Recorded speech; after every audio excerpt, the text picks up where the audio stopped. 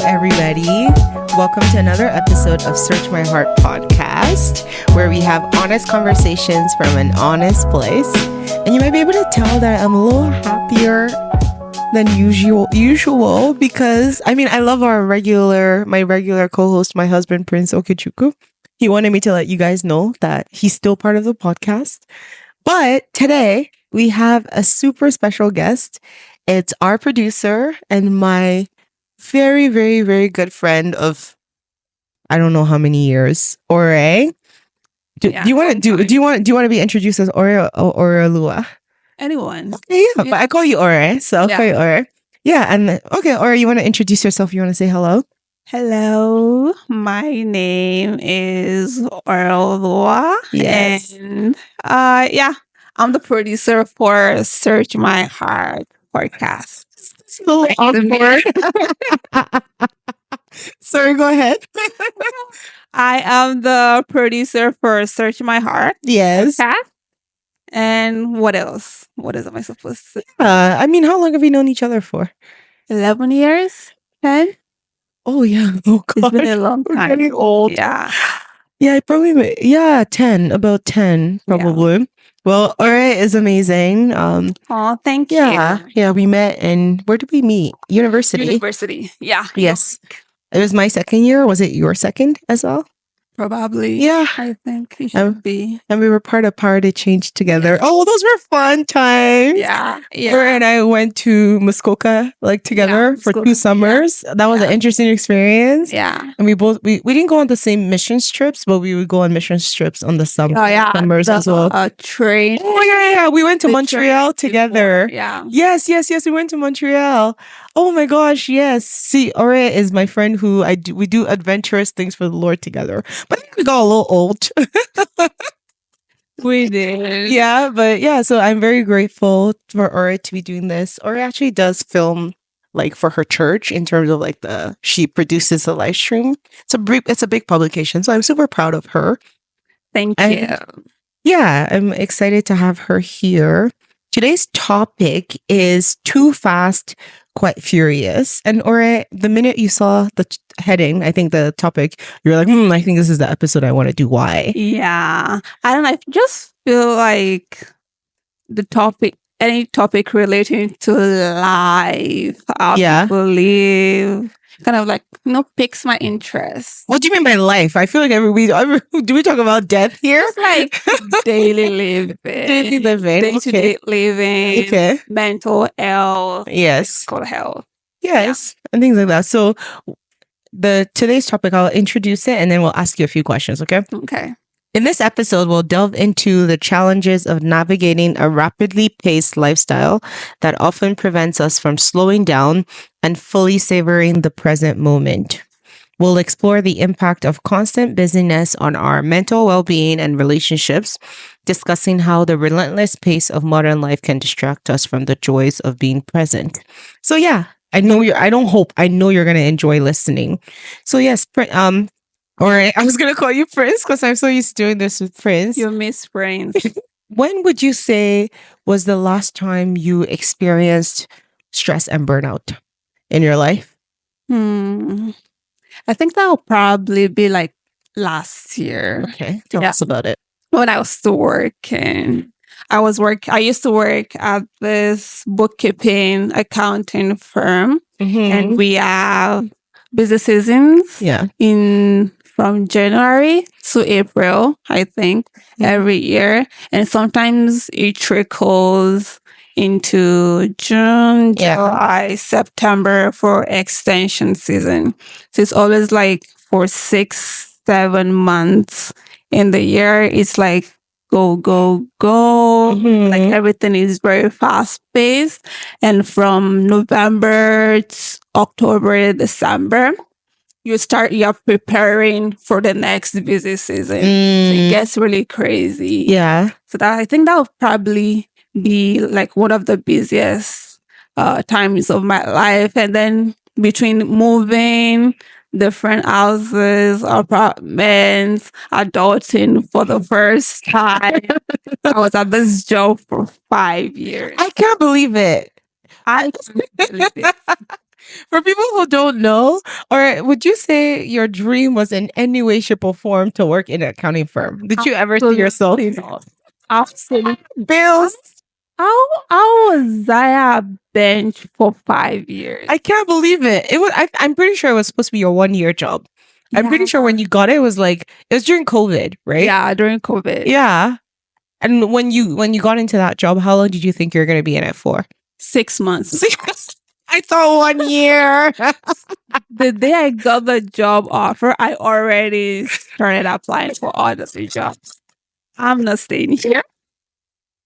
But then God had other plans. God had other, because I feel like every year we'd be like, oh, you're still there. Yeah.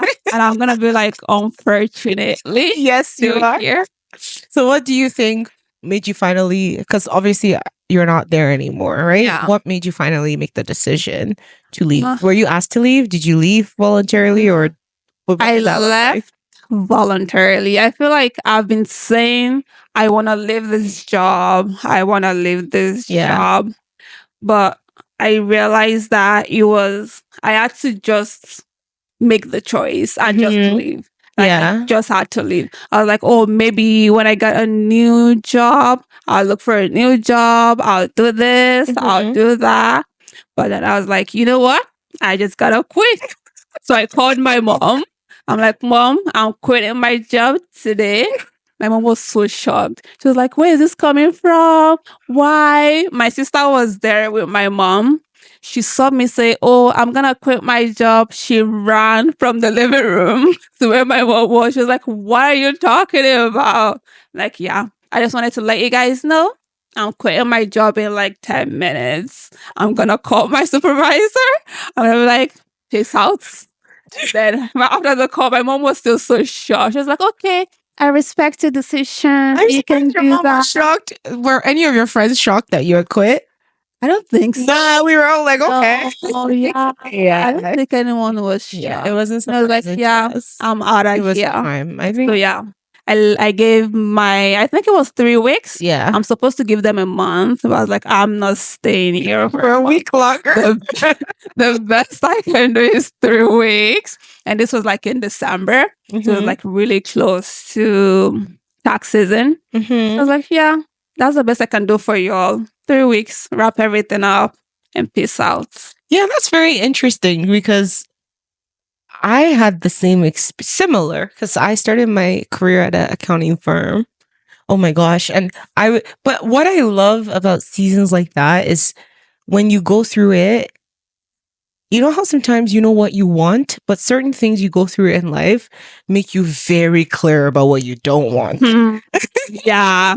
And they help you to form your philosophy of like, you know what? I would rather be very broke than live like this. So what would you say is the philosophy on rest and stress and burnout and managing that you developed from doing 5 years there, and now you've been away from there for about 6 months? How would you say that has almost 5 months? Almost 5? Okay, yes. So what would you say your new philosophy is, or your current philosophy is? I think the issue is I've always had the philosophy. Just the problem with the philosophy is if you don't have the money to back up the philosophy, it's the philosophy. So yeah, so it was this philosophy had to take a back seat. Yeah, I know. Yeah. As that well, what is it now? Tell us. Well, it's just I felt at the job like I was held down. And I'm not the kind of person who likes to be held down. I want to be able to feel like I'm in control of my life, of my time, where I am, what I do. But being at that job really felt like I had no choice to do anything. I had to stay there. If I want to pay my student loan, if I want to pay my rent, I can't just like to eat. No one is gonna to eat. No one is gonna pay for that. So it was kind of like, yeah, even though my philosophy was what brings me peace is being able to like control what I do when I want to do it. But being at this job, I'm being stuck in a place where I couldn't leave. It wasn't an option. If I wanted to leave, I had to find something else. But do I want to go from frying pan to fire? Misery to being broke? Yeah. From misery to being broke? Misery. Yeah. Yeah. So I was like, let me just stay here. At least the devil is better than the angel you don't. Yeah. So I was like, let me just try and like rough through it. But I guess it got to a point where it's like, even my philosophy had to take over my need for money. It's like, it's time to go. Yeah. It's time to go. Because it was affecting my physical health, my mental health. It was just getting really bad. Yeah, I completely agree with you. I think, and there's usually a few moments, a few random days that you have where you're like, I'm leaving. I think for me, I had worked at the firm for about 2.5 years. And then, like, my family, we don't grow gray hair, okay? That gene doesn't really run for us, okay? Like, it takes a while. I don't think either of my parents had any gray until 50-something. Yeah. And so tell me how at 24, you're starting. I go wash my hair after taking my braids out, and like, I'm like, do I have any gray hair? And the lady didn't want to tell me, but I did. And that was the moment I was like, ain't no way. Yeah. I can't be getting gray hair over no job. Like, not that there's anything wrong with gray hair. It just meant that my body was so stressed that my hair was like literally. Yeah. It was showing in my hair, my skin, my body. Yeah. My mental health, anxiety, all sorts of things. I wasn't happy. Yeah. And I just feel like it was really draining me. And I feel like ever since then, it forced me to learn to put work in its place, you know, and to find my identity in things that are not just work. So I think, now look, are you job hunting currently? No. I'm enjoying being unemployed. Yeah, it's fun. But when you finally do decide to go back, what are the things that you would want to look out for before you make that decision? I think first, I don't want to go back to a job that I have to do just because I need the money. Yeah. I feel like that's such a what's the word? A painful or like a vice that holds you somewhere you don't need to be. So I want to, hopefully my new job would be something I really love, that I enjoy doing. And then maybe the money would be the second part of it. I see what you mean. Yeah. So at least I feel like doing that would help me feel like, okay, life isn't just happening to me. I'm actually living life. Exactly. What I mean. Yeah, exactly. I think for me, I'm similar to you. I mean, I can't quit because I have a husband and responsibilities. I mean, if my mental health was bad, I'm sure my husband would support me. Yeah. But I think for me, moving forward, it wasn't even about the job anymore, because where I work, people still stay late, people still stay online, and sometimes I feel bad because it's 5:15 and everybody else is still green. And I'm like, nope, I'm done. I'm out of here. I've actually accomplished most of what I need to accomplish for today. There's the occasional days where I need to catch up and I'll do that. But I refuse to let the stress of everybody else still being green disturb me. You know what I mean? I go to the appointments that I need to go for. Yeah. I make sure I focus on delivering high quality work, and anything after that, I just try not to disturb myself about it.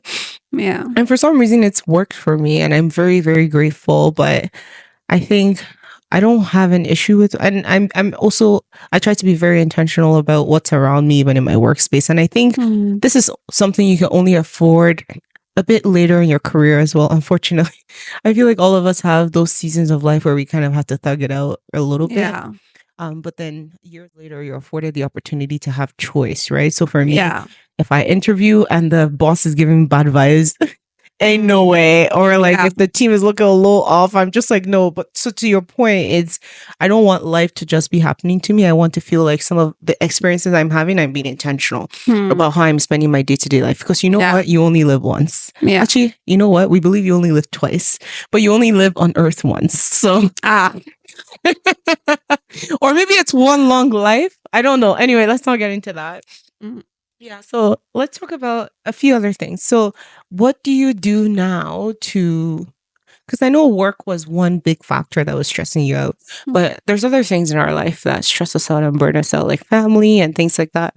What are some practices that you have in your life right now to make sure that you are at peace with God, with yourself, people around you, and you know you're joyful, happy, and all of that? What are some things you do currently?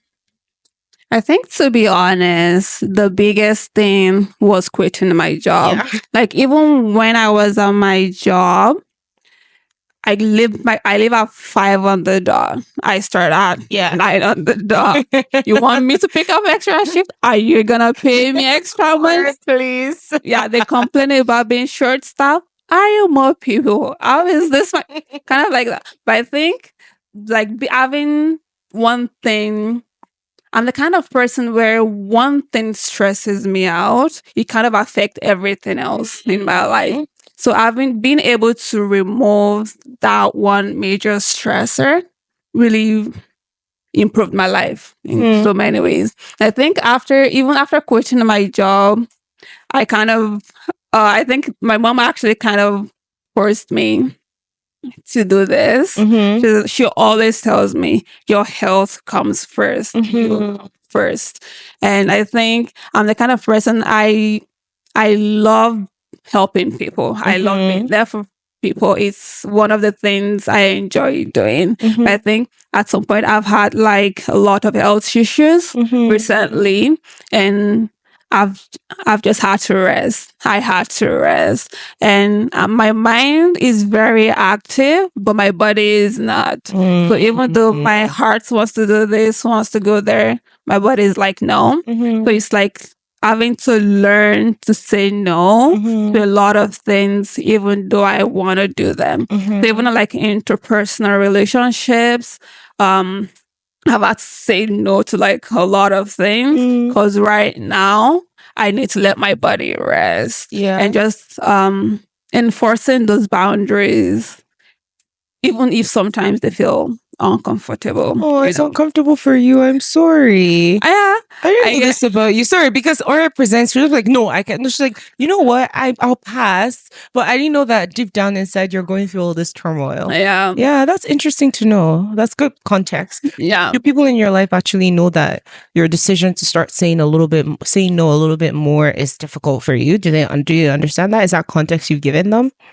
I don't think so. Probably not. Because I'm like, usually my feelings doesn't have, even though I feel that way, my brain still understand like this is what you have to do. Yeah. So like the feelings are still there, but my brain is still registering. It has to be done. I feel like I'm learning something new about you. It's good to know. Yeah. Because sometimes when you say the no, it's a little like, there's a little punch to it. And I mean, obviously, like, you try not to take it personally, but I actually didn't know that. So it's good to know.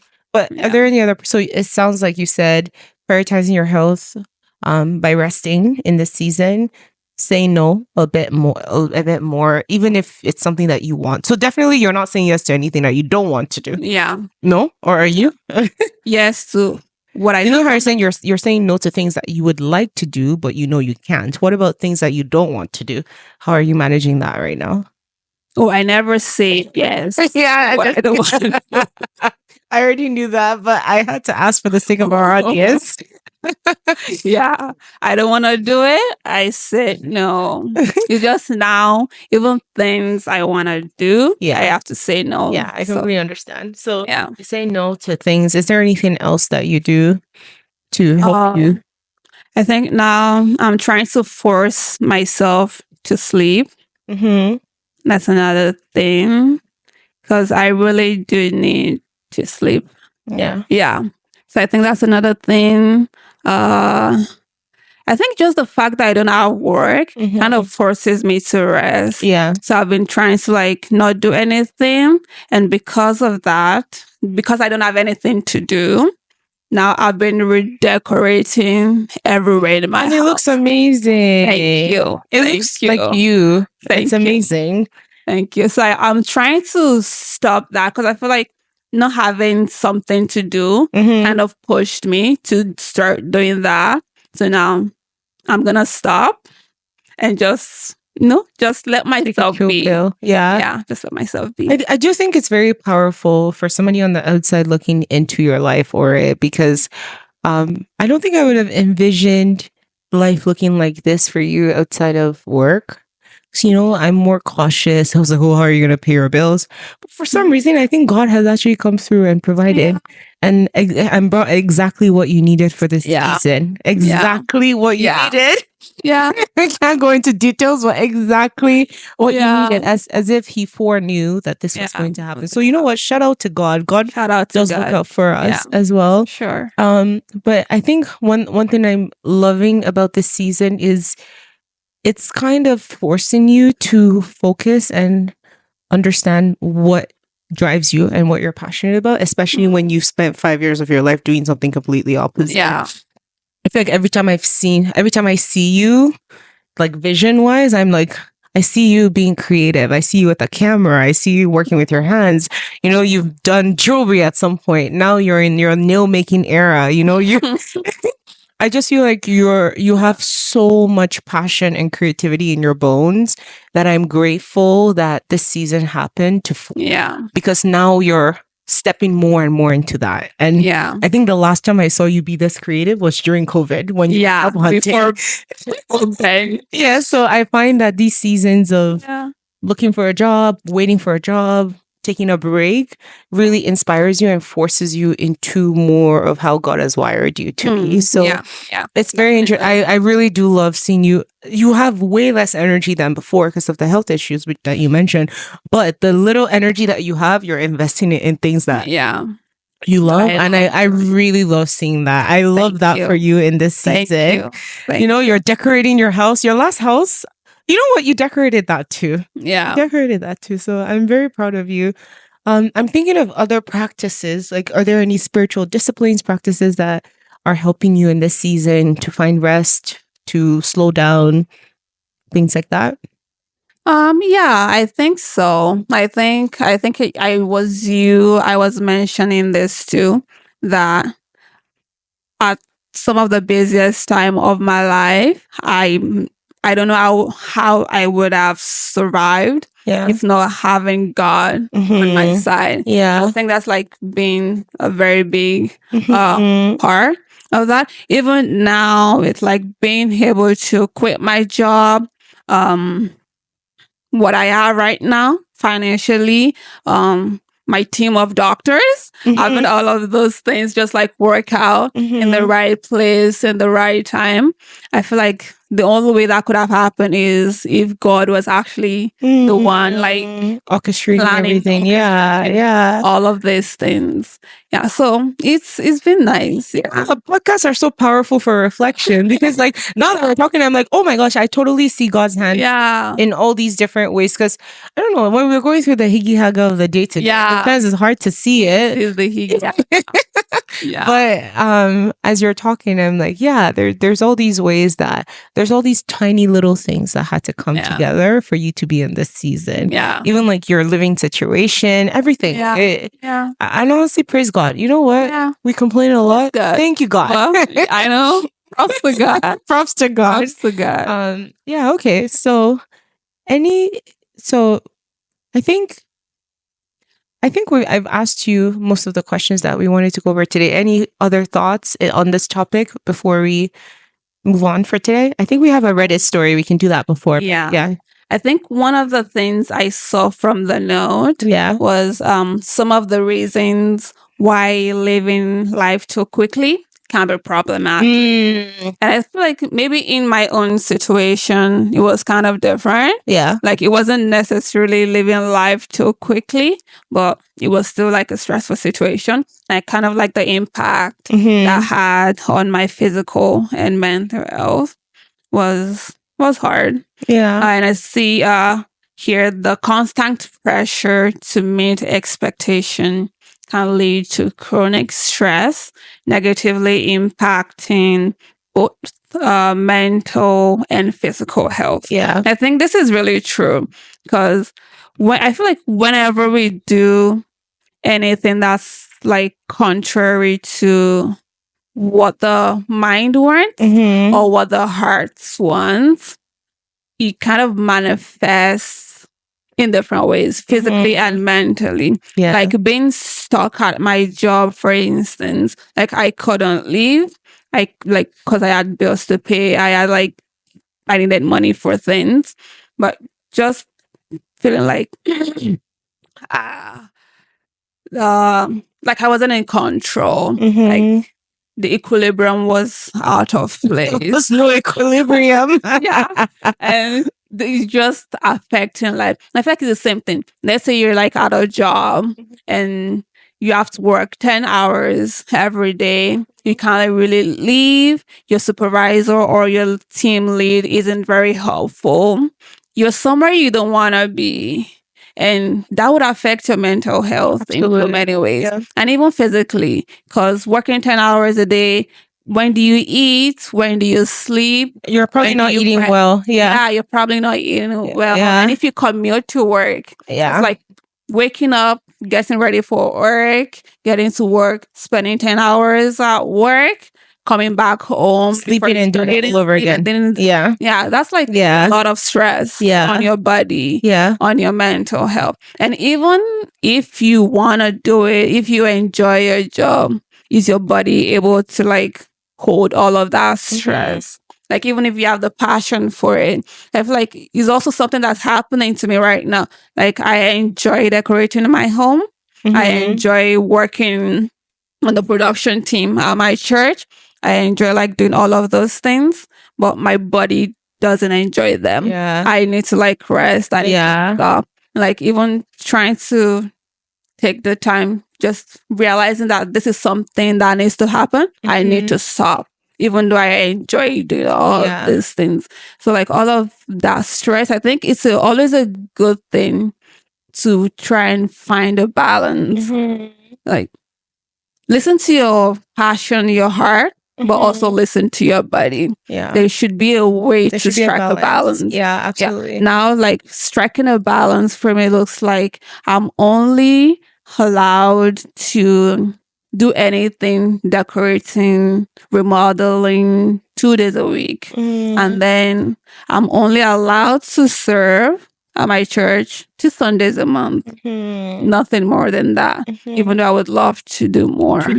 Yeah. But I have to like draw those boundaries. But I guess also it's also the privilege that I have to be able to do those things. Yeah. Like I acknowledge that, but something brought me to this point. Yeah. I'm like, this needs to happen. So if you're not already at this point, and if you're able to, striking a balance is I agree. It's a good thing. Yeah. I agree. And I think, I don't know if it's you I've talked to about this.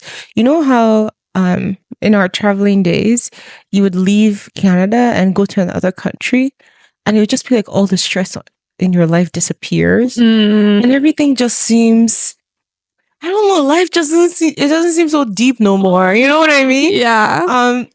And I don't know if it's you I was talking about how like I feel like the air we breathe in North America is stress. Something is wrong somewhere. How do you think the country that we live in right now, for both of us, we don't even live in it's not just that we live in Canada, we live in Toronto, probably the busiest city in this country. Yeah. And one of the busiest in North America. Yeah. How do you think that contributes to stress and burnout, and how are you able to manage even in this very, very fast-paced, busy culture? Yeah.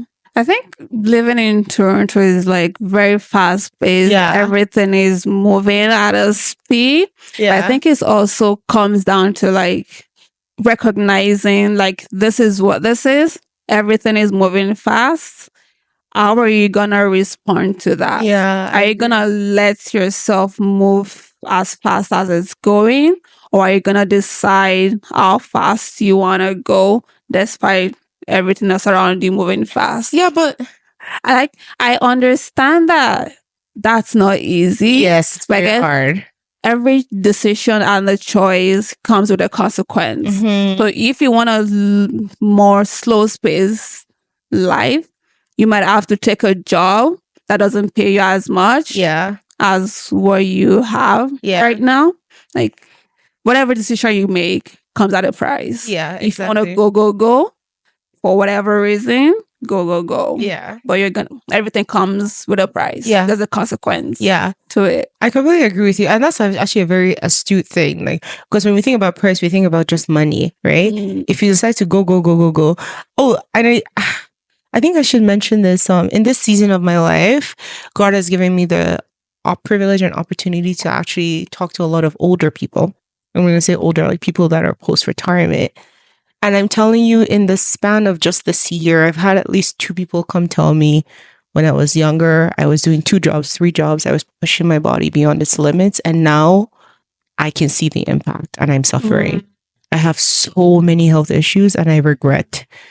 Some of them don't even have the opportunity to regret because they're immigrants, right? Yeah. Are trying to take 3 children, 4 children through school and all of that. So that's what they had to do. But you can see that their body is literally disintegrating at this point. And I'm trusting that through God's healing mercies, like God will heal them and give them the strength. But for some of us, we're not immigrants. We're not. For some of us, it's not even a matter of need. It's just a matter of desire and want, like for this lifestyle. But just remember, your body, you may forget, but your body will never forget. Your body will never forget what you put it through. So it's very, very important. So I think that's why for me, if you're getting gray hair at 24 and it's not hereditary, like if your family gets it, it's not a big deal. But if you're getting it against expectations because your body is so stressed, something is wrong somewhere. Yeah. Your body will pay for it. Like high blood pressure, hypertension, all of those things are very real. And the years, all this hard work that you have, the years you're finally supposed to be enjoying it. You're going to be nursing. You're going to be nursing all sorts of illnesses. So what you said is absolutely true. Everything actually truly does come at a price. Yeah. Whereas if you decide a slower pace of life, you might not have as much savings as your peers. And when you retire, you might not have that much to retire with. Yeah. And that is another kind of stress because now you have a perfectly healthy body with no money. Pick your battle. So it's a matter of finding some balance in between. But to the point about Toronto and the fast-paced life, I think one of the concepts about working through burnout and stress is the concept of simplicity. Right? It's nice to live in a 3-bedroom apartment, but what if you just need one? You know?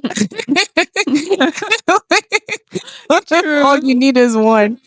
You know, it's nice to drive a 2024 model car, but what if you could just drive 2019 and have peace? Word. You know? It's nice to have a big rock for your engagement ring, but what if you have a small one because all that matters is your bond that you have with your partner? Yeah. You know what I mean? It's nice to go to the best restaurants in the city, but what if you just decide that you want to start doing fine dining in your own home? You know what I mean? And so I think it all depends. I remember when I was younger, all my hangouts were in restaurants. And at a point I was like, hey, I can't afford this anymore. So, or where do we hang out now? At home.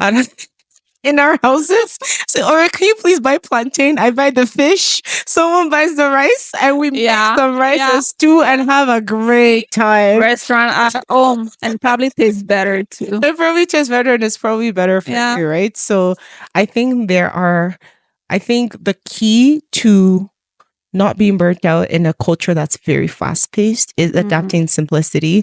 And like you said, it's very hard because you're basically swimming against the current, right? What you're doing is super foreign to everybody but you. Yeah. But it's very important because no one is going to live in your body but you. So I do agree that you got to struggle a little bit if you don't want to be super broke. Yeah. But at the same time, there needs to be a balance that's like stricken. So I think for us, Prince and I, it's important. Like we could go buy a super bougie place. I don't care. But no, we went and found like a place that was cheap enough for us to afford. Like, and so for us, it's important to just, or like even the concept of like, oh, my kids need to grow up in a big house. Says who? Like, you know, every kid needs to have their own room. I'm like, why?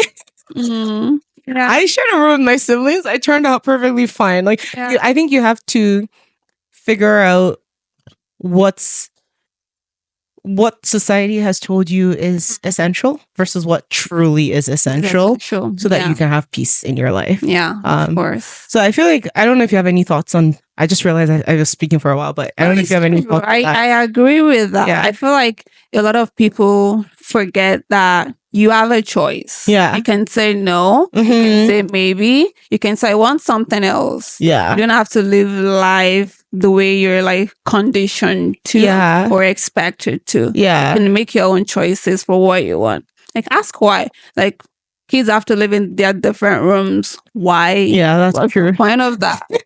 No, we have to buy this big house. Why? Yeah, that's true. We have to buy this car. Why do we have to do that?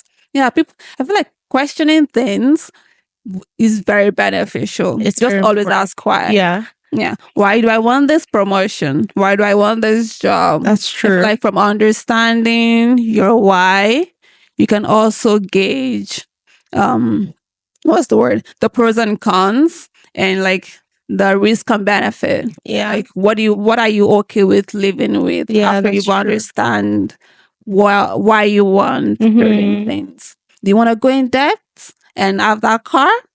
Do you want to 10, 15 years from now be somewhere in a retirement home, in a hospital, because you decided I really want that promotion? Yeah. It comes at a price. That's true. Understand why you want it, and if the risk is what the benefit that you want from it. And so, or I don't know if people know, but we're part of a friend group, kind of. I think we are part of a friend group. Yeah. How would you, this is the last question we can ask before we wrap up for today, but how would you say the group that you're surrounded by, or the people that you're surrounded by, how would you say they contribute or inhibit your ability to find rest and balance and fight stress and burnout in your life? No. Like, do they help? Do they deter, or does it not matter for you? I don't think it really matters, because I can't really control what people do. The only thing I can control is how I respond to it. Like, if they want to do something and it's like, yeah, I'm not in a good place to do that, or I don't have the capacity, I say no. Like, I understand that saying no means I miss out on whatever is being planned, but what's the risk versus benefit? Yeah. Yeah. I agree. I do think it does contribute, though, because I find that a lot of our friends have the same philosophy. Like, in terms of a job should be reasonably stressful. Nothing more, nothing less. Yeah. And most of our friends will leave a job if it doesn't make sense, and they will try to find something else. I find that. I also find that we don't have crazy expectations about financial things as well. I think expectations around birthday gifts and things like that are very reasonable. Because, you know, there's friend groups where everybody's like designer. I don't know if anybody in our friend group cares about designer things. I don't think so. Yeah. So I think, or even our hangout, it's socially appropriate in our friend group to hang out at home. Whereas, like, in other groups, that would be boring or not adventurous enough. And we don't go on a lot of trips as well. So I do find that because that's normal, you're not swimming against the current, at least in your immediate group. Even though in broader society, you are swimming against the current. But I think it's easier to swim against the current when the immediate people that you see on a day-to-day basis are doing the same thing. So shout out to our friends. You know, I'm very grateful for them. Yeah. I'm grateful for you as well, or I learned so much from you as well. And I'm so grateful to be doing this podcast with you. Yes, I love you so much. I love you too. Any final words for our listeners before we wrap up?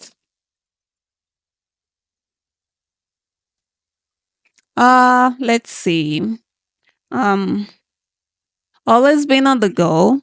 We may overlook notes of everyday life. I have to. No, Prince made this notes. I have to make the best use of it. Yeah, that is true. He works very hard on the notes. Okay, so Prince says, rushing through life can hinder our ability to connect deeply with others and ourselves, resulting in feelings of isolation and disconnection. Yeah, so people, if you care about the people in your life, if you want to love on them, if you want to see them, you might want to slow down so you can spend more time with them. And let's see, next one. The relentless rush makes it challenging to think clearly and make sound decisions, which can lead to mistakes and regrets. Word. Yeah. So you need to you need to be able to properly evaluate your surroundings. So yeah, understand what decisions you're making, and not just like when everything is going at full speed, it's hard to like register and see what's happening around you. Yeah. So slow down, calm down, enjoy the sunset. Yeah. Look at the flowers or the snow. Yeah. Whichever one, Yeah. Yeah. The more you see, the less mistakes you make. I know. And I think for me, it's better Less to. regrets. Yeah, I think, my parting words would be it's better to be successful at 3 things that really, really matter than to be successful at 15 that don't matter at all. At the end of the day, what matters is what we do for God, what we do for people around us, and how we treat our bodies. Like, really, it all comes down to that, right? So if we can succeed in our relationship with God, our relationship with people around us, and our relationship with ourselves, honestly, I think that's a successful life, and everything else is a bonus. So better to focus all our energy on that and have energy than to be trying to do too much. But I realize this is our philosophy on this. I'm curious to see what our listeners think. So if you have any opposing comments, if you think so, I know people who are like, wow, you're young, thug it out, like do what you can so you can rest later. So if you're of that school of thought, let us know. Whatever your thoughts are, please share in the comments. Don't forget to oh, okay, Ora is insisting that we do this Reddit story. So yeah, okay, let's do the Reddit story. I'll read it. I feel like life moves too fast to be enjoyed. Every year, our perception of time speeds up. I'm only 18 and it already feels unbearably fast. In fact, it feels so fast that there hardly feels like any point to anything because it will all be over in the blink of an eye. To give an example, let's say I'm thinking about getting an ice cream cone. That'll be a nice treat, right? But if I do get that ice cream cone, then basically I'll take one bite and blink and it'll be gone. Because the time to finish an ice cream feels like less than a blink now. And then with a second blink, poof, I'll have forgotten I even ever ate the ice cream. Well, this is a very deep 18-year-old. So I get the ice cream and then just 2 blinks later, all trace of it is gone from my life. The outcome is exactly the same as if I'd never even gotten the ice cream. Eating the ice cream was completely meaningless and ultimately joyless. I'm starting to feel this way about life in general. It just moves way too fast.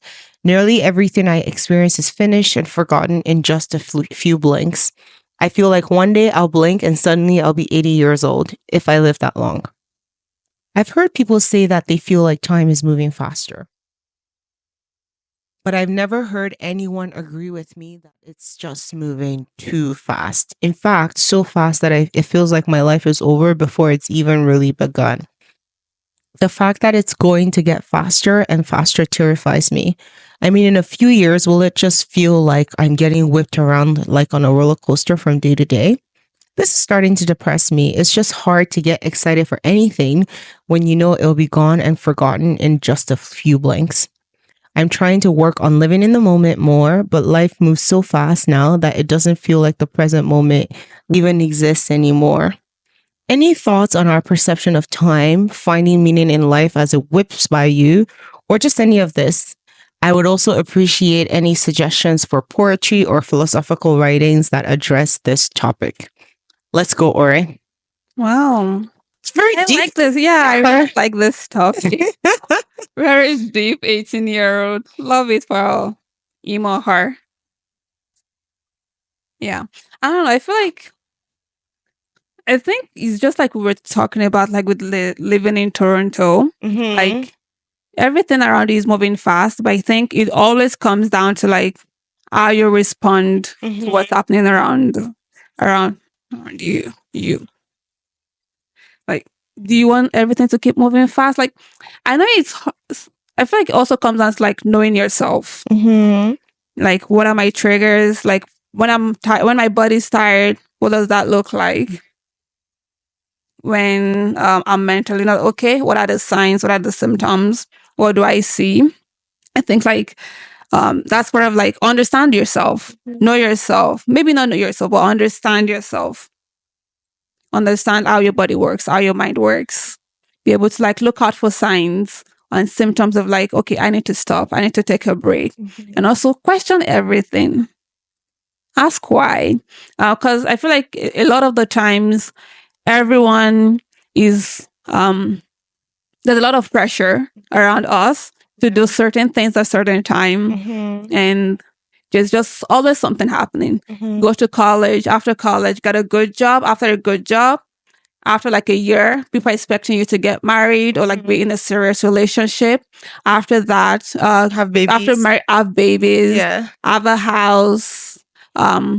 After having kids, what school are they gonna go to? They have to go to a good school. And it's just there's always decision after decision after decision. It's like, oh, when I have this, I'll be happy. When I have this, life will slow down. It is never going to happen unless you make the choice to slow down right now. Like, like something's gonna happen in the future. No, it's gonna happen now. Absolutely. Make that choice now. I love that. Yeah, make that choice now.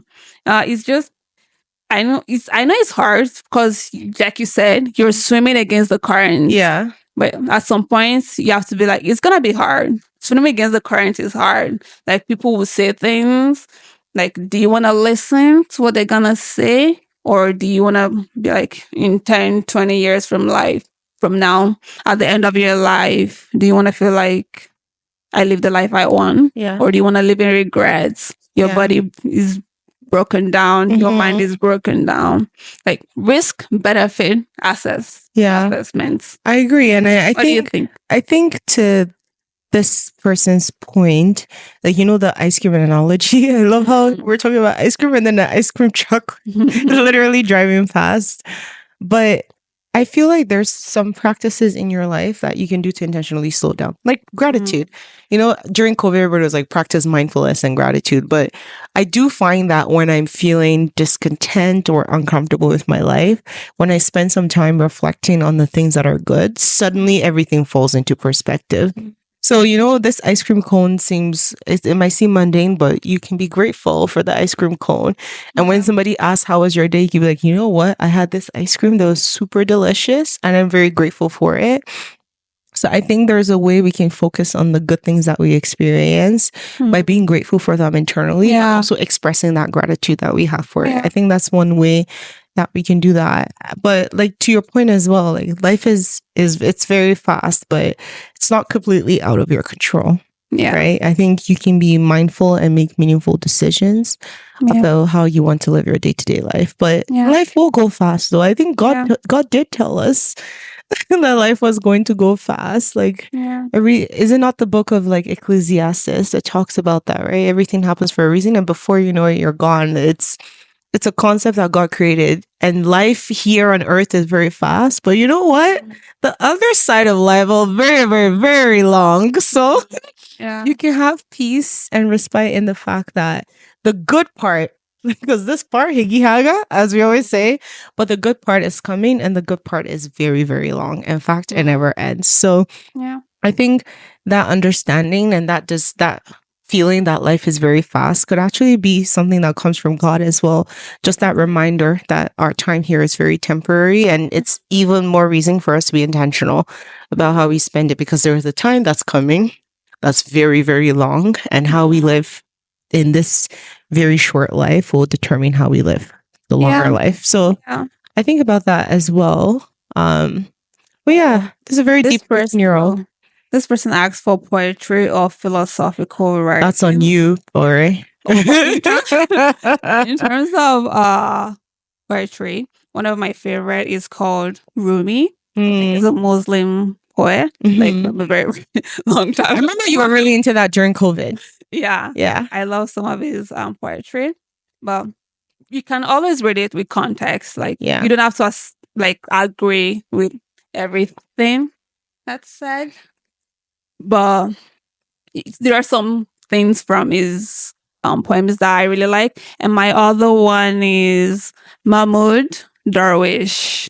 I also really love that. And I feel like in terms of forms of arts that have kind of made a lot of impact in my life, it would be K-dramas. Yeah. Yeah, to be honest. I like dramas. Yeah, I've been radicalized by a lot of K-dramas. My favorite ones would be Because This Is My First Life, Liberation Note. My favorite Liberation Note because it really talks about how to figure out what's important in life. Yeah. And Be Melodramatic, I really love. That also explains and shows what's important in life, what to focus on, and things like that. What else? Yeah, I would recommend those three. Yeah. They give like a good perspective on life. On life. Yeah. I love that. I think Prince said Brothers Karamazov. Did I butcher that? The Brothers Karamazov. Oh, yeah, okay, I was right. Wait, can I read who it's by? I don't know if there's any point trying to read who it's by. By Fyodor Dostoevsky. Yeah, so Prince is a philosophy major, so I figured if he recommends it, it's probably good. And the reviews online look very good as well. So those are some resources. But you're right. Art does help us slow down and enjoy life, right? Yeah. And reflect. Yeah. So I like that we thought about that too. So we've talked about many tips. So, or are you happy for us to end the episode on this note? Yeah, it was fun. Yes. I enjoyed it. Yeah. I was going to say thanks for joining, but you're here every time. So thanks for being not behind the scenes. Oh. Yes, on the podcast. But yes, this is Search My Heart. Click, subscribe, follow us on Instagram, YouTube, leave us comments, tell us some of your thoughts. Tell us if you vehemently disagree with every single thing we said today. Yeah, willing to listen. Ori actually loves to hear people disagree with her. So let us know what you think, and we'll see you in the next episode. Take care, everybody. Bye.